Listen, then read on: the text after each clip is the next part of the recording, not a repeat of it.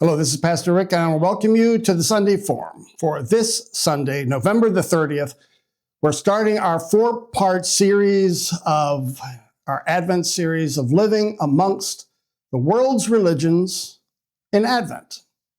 My idea first was to start with Hinduism, one of the most ancient religions we have, but I thought, here in Naples, we don't have many Hindus.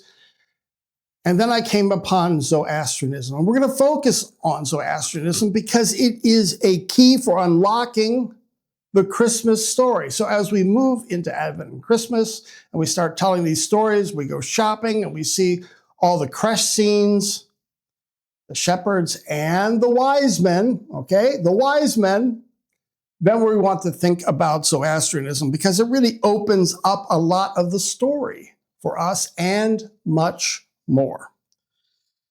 And so here we've got a side note, and I just have to start here. Let's start with the wise men. As you might guess now, these are Zoroastrian priests coming from farther east, and they're reading the stars, and they're coming then because in the stars that they're reading, a major event is happening over Bethlehem. A king is being born, a leader of the Jews. So that's why they're coming. Now, I have to say, we've got a lot of fake news, a lot of misinformation about these three wise men. First of all, they're not kings. We are used to singing, "We three kings of Orient are." No, they were priests, or you might say philosophers who read the stars for the king, interpreting the future. And so also the number three, fake news. We don't know how many wise men priests came from the east. We say three because of the three gifts of gold, frankincense, and myrrh. Furthermore, we don't know their names. Now, history has given them the three names of Balthazar, Caspar, and Melchior, but the fact is we don't know. And even though their bones are found in the Cathedral of Cologne, who knows?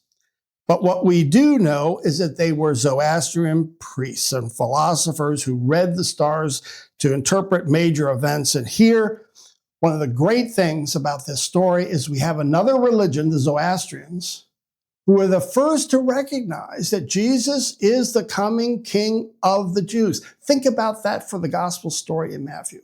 Another religion gets it first before they come to Herod. And here it is. Herod asks his people to read the Old Testament. They say, when the king comes, it's coming in Bethlehem. The Zoroastrian priests are reading the stars. So one group of theologians tips to the stars, the other tips toward the Old Testament, and they both land in Bethlehem. But there's more than just reading the stars. The Zoroastrians had great influence over our interpretation of Satan, the angels, the evil angels and the good angels, heaven and hell, resurrection, the final days. All these teachings were influencing the Jews as they were in exile and putting together their scriptures in Babylon. Okay, how did this all happen? Well, Zoroastrianism was built on the prophet or the priest Zarathustra. He hit his high point of his influence in 1200 BC, and that is 100 or 200 years before Moses, just to give you some reference. By the 7th century, as the Persian Empire spread from Greece to northern India to Egypt, Zoroastrianism became the official religion of the state and therefore the official religion of the empire. And so here the Jewish exiles are in Babylon, but then the Persians conquer Babylon. And then they're surrounded by this Zoroastrian teaching.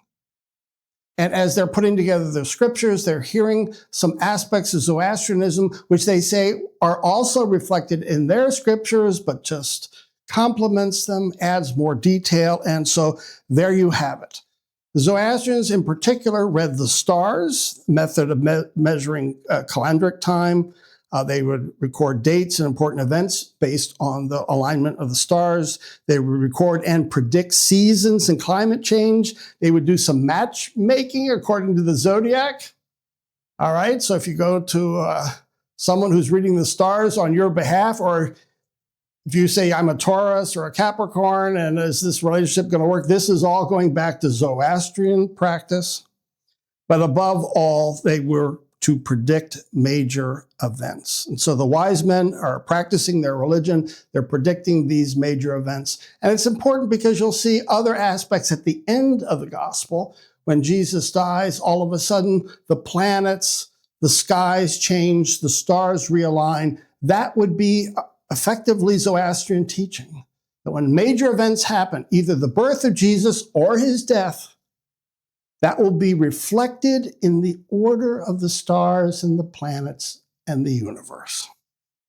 And so again, we've got two ways of discovering that Jesus is the king. We can read the Old Testament prophets, or we can look to the Zoroastrians who are reading the stars, and they both came up with the same conclusion. So here we have Zoroastrians. By the way, in closing, there are about 120,000 Zoroastrians in the world.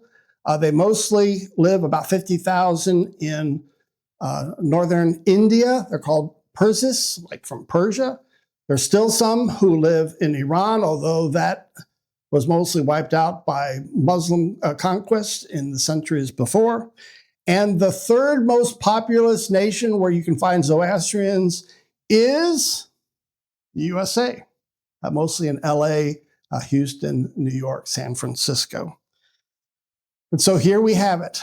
The Christmas story is really brought to light. The more we know about Zoroastrians, the more we can understand and appreciate what's going on in this marvelous Christmas story, especially with the wise men. Thanks for joining us on the Sunday Forum. Bye-bye now.